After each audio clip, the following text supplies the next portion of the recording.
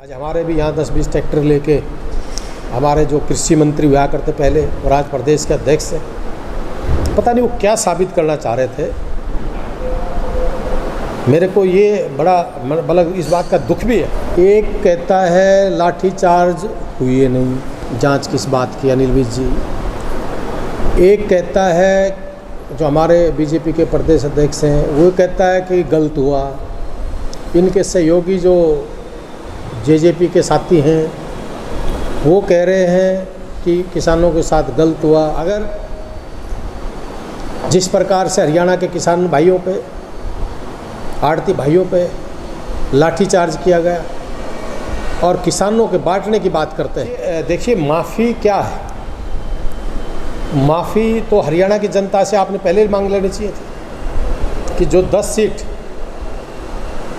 किसान भाइयों ने, यही दिग्विजय सिंह के वीडियो देख लेना, आप सुन लेना, मैं वो बात बार बार नहीं कह रहा। जब किसी परिवार के जो हमारे चाचा ताऊ हैं, हमारे भाई हैं, मैं भी एक गरीब किसान का ही बेटा रहा हूँ, मैंने भी पता गरीब भी क्या चीज़ है, और इस प्रकार से किसान को मारा जाएगा। पूरे देश भर में किसानों के खिलाफ जो अध्यादेश लाए जा रहे हैं उसको लेकर पूरे देश भर में ही बवाल मचा हुआ है। ये केवल हरियाणा प्रदेश का मुद्दा है बल्कि पूरे देश भर का मुद्दा है।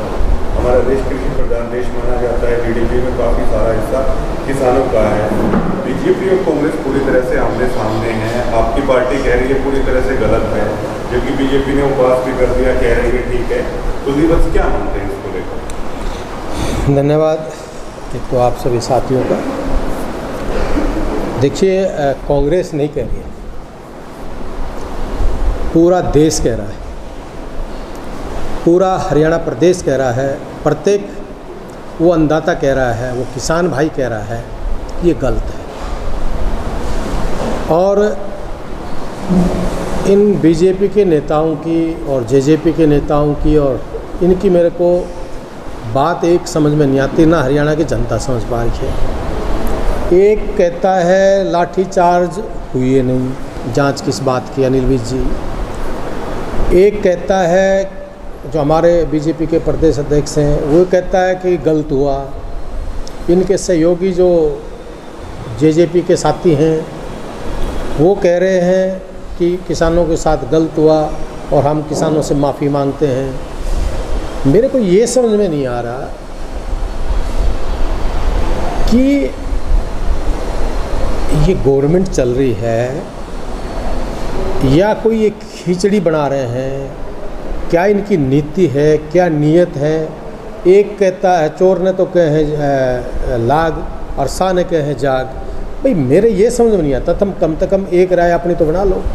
आज बीजेपी की सहयोगी जो थी अकाली दल, उनकी श्रीमती हसीमुत बादल ने इस्तीफा दे दिया। क्यों दिया भाई? ये कांग्रेस की चाल थी।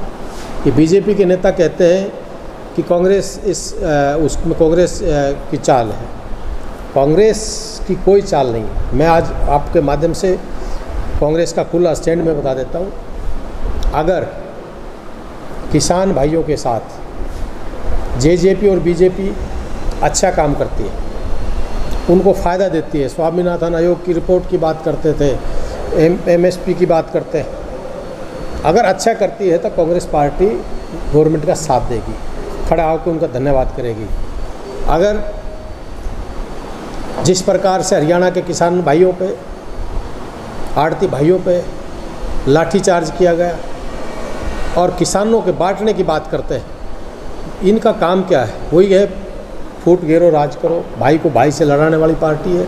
आज कहते कि किसानों के बीच में भी फूट डाल के राज करने की बात करते हैं। मैं आपसे एक बात कहना चाह रहा था आपके माध्यम से, आदरणीय मनोहर लाल खट्टर जी जो इस प्रदेश के मुख्यमंत्री हैं, कि इन किसानों की सोचें। किसान एक ऐसी ताकत है, पूरे देश को चलाता है। बेचारा दिन रात मेहनत करके हमारा सबका पेट भरता है, और जब पूर्ण रूप से मेहनत करके फसल उगाता है और जब घर में डालने का टाइम आता है, कहीं ओले पड़ जाते हैं, कहीं बारिश हो जाती है, कहीं कुछ हो जाता है, तो किसान को कितना भारी नुकसान होता है। उसके बारे में कोई नहीं सोचता, तो किसान के बारे में सोचना पड़ेगा। और जो ये बात करते हैं जांच की, मैं आपके माध्यम से कहना चाह रहा हूँ अनिल विज ने कह दिया लाठी चार्ज हुए नहीं तो जांच किस बात की।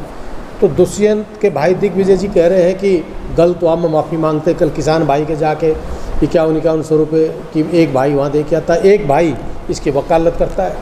तो ये हरियाणा की जनता सब जानती है, ये पब्लिक है, ये सब जानती है। बेवकूफ़ बनाने की जरूरत नहीं कि अगर तुमने ये गलत लगता है तो जैसे बादल साहब आगे किसानों के साथ खड़े हैं, अगर आप किसानों के हितैषी हो तो खुले दिल से आओ और इन किसान भाइयों के साथ खड़ो। जब तो हरियाणा की जनता कहेगी कि हाँ आप किसान हितैषी हो। चौधरी देवीलाल जी का बार बार नाम ले रहे हैं, चौधरी देवीलाल जी ने किसानों के लिए बहुत कुछ किया। सर छोटू राम हुए, चौधरी देवीलाल जी हुए, अपने चौधरी भूपेंद्र सिंह हुड्डा जी हुए, कई ऐसी शख्सियत थी जो उन्होंने किसानों के बारे में किया। चेराव वीरेंद्र थे, पंडित भगवदयाल जी थे, जो किसानों के बारे में जिन्होंने सोचा। भजन लाल जी ने भी कुछ भी कहो, इनसे ज़्यादा तो उन्होंने भी किया। तो ये एक दोगली नीति नाप रहे हरियाणा की जनता सब जानती है। दिग्विजय ने कहा कि ये लाठी हमारे ऊपर चली है और हमें माफ़ी मांगते हैं, क्या माफ़ी सही हो जाएगा या कुलदीप इस्तीफे की मांग करते हैं जैसे हरसिमरत कौर ने इस्तीफा दे दिया? देखिए माफ़ी क्या है? माफ़ी तो हरियाणा की जनता से आपने पहले मांग लेनी चाहिए थी कि जो 10 सीट किसान भाइयों ने, यही दिग्विजय सिंह के वीडियो देख लेना, आप सुन लेना, मैं वो बात बार बार नहीं कहना चाहता, वो वीडियो सुनना आप कि वीडियो में क्या कहा करते इलेक्शन से पहले दोनों भाई। माफ़ी तो तुमने उसी दिन मांग लेनी चाहिए जिस दिन तुमने बीजेपी का समर्थन किया। आप आज किस बात की माफ़ी मांगते हो? आप अपने भाइयों को मरवा रहे हो, उनको पहले लाठियाँ चलवाते हो फिर माफ़ी मांगते हो, ये क्या है? आप अगर आप इतने हितैषी हो तो छोड़िए अपना कुर्सी का लालच और किसान भाइयों के साथ आइए। आपके इनके एमएलएज खुद ये कह रहे हैं कि हमारे को बेच दिया, मैं नहीं कह रहा हूँ। आपने बबली का भी सुना, राम कनकाड़ा का भी वीडियो सुना, रामकुमार गौतम जी का भी सुना, और कई ऐसे विधायक हैं जो अभी खुल के नहीं आ रहे, उनका भी सुन लेना। तो ये राजनीतिक इनकी सब दुनिया जान चुकी है। तो ये बातें निराधार है और ऐसी बातों का कोई ना ज़मीनी कोई इनका धरातल पे कोई काम है ना कुछ नहीं, सिर्फ और सिर्फ लोगों को बकाने का काम करते हैं। ऐसा लग रहा है कुलदीप की बातों से कि कुलदीप व्यक्तिगत तौर पर भी काफ़ी आहत महसूस कर रहे हैं, चाहे लाठीचार्ज हुआ किसानों पे, चाहे आपके ज़िले में लोग धरने पर बैठे हुए हैं, शायद कुलदीप काफ़ी आहत है ये सारी चीज़ों से। देखिए हालात जो प्रदेश के बनते जा रहे हैं, देखिए जब किसी परिवार के, जब हमारे चाचा ताऊ हैं, हमारे भाई हैं, मैं भी एक गरीब किसान का ही बेटा रहा हूँ, मैंने भी पता गरीबी क्या चीज़ है, और इस प्रकार से किसान को मारा जाएगा। आज प्रदेश की अर्थव्यवस्था क्या है? क्या ऐसा कसूर इन जमींदारों ने कर दिया कि चाहे भगवान की मार है वो इनके ऊपर पड़ती है, गवर्नमेंट की मार है वो इनके ऊपर पड़ती है? क्या इन्हें ऐसा कसूर कर दिया? मैं चाहे कांग्रेस है चाहे बीजेपी है, इस पर राजनीतिक ना करके मैं दोनों पार्टियों से, हर उस पार्टी से कहता हूँ, राजनीतिक से ऊपर उठ के इन किसान भाइयों को के लिए सोचें और किसान को मजबूत अगर करते हैं तो देश मजबूत होता है। जिस देश का किसान कमज़ोर है तो वो देश भी और प्रदेश भी ऊपर नहीं उठ सकता। दिवस की आगामी रणनीति क्या होगी? क्योंकि सर जनता ने सड़कों भी करके देख लिया, विपक्ष ने विधानसभा में भी घेर के देख लिया, जो तक नहीं रह रही है, चारों तरफ चर्चा है। ऐसे में कुलदीप की आगामी रणनीति क्या होगी? आपकी पार्टी की आगामी नीतियाँ क्या होंगी? देखिए हमने आज आदरणीय चौधरी भूपेंद्र सिंह हुड्डा जी ने और हमारे सारे नेताओं ने आज गवर्नर को हमने ज्ञापन भी दिया है विधानसभा सत्र बुलाने के लिए। हम विधानसभा सत्र में भी इसको मजबूती से उठाएंगे।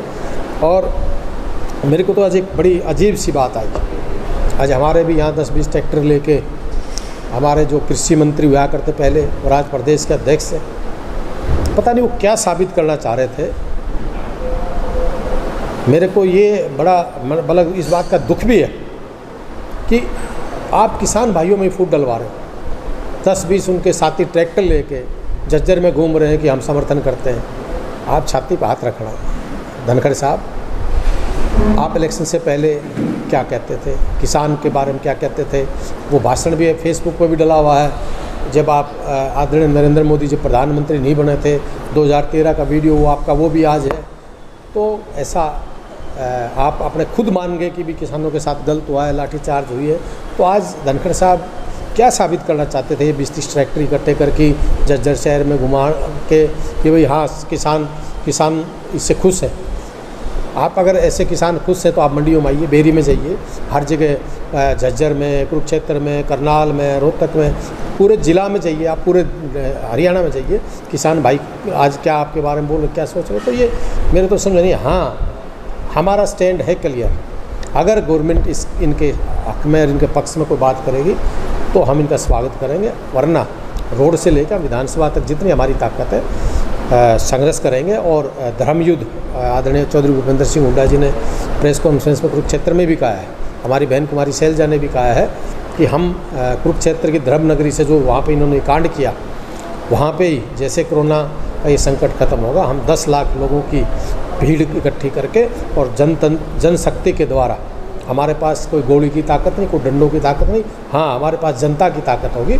उस जनता की ताकत के द्वारा 10 लाख लोग इकट्ठे कुरुक्षेत्र में करके उस दिन शंखनाद करेंगे और किसान, मजदूर और मिडल मैन और युवाओं की आवाज़ को बुलंदी के साथ उठाएंगे।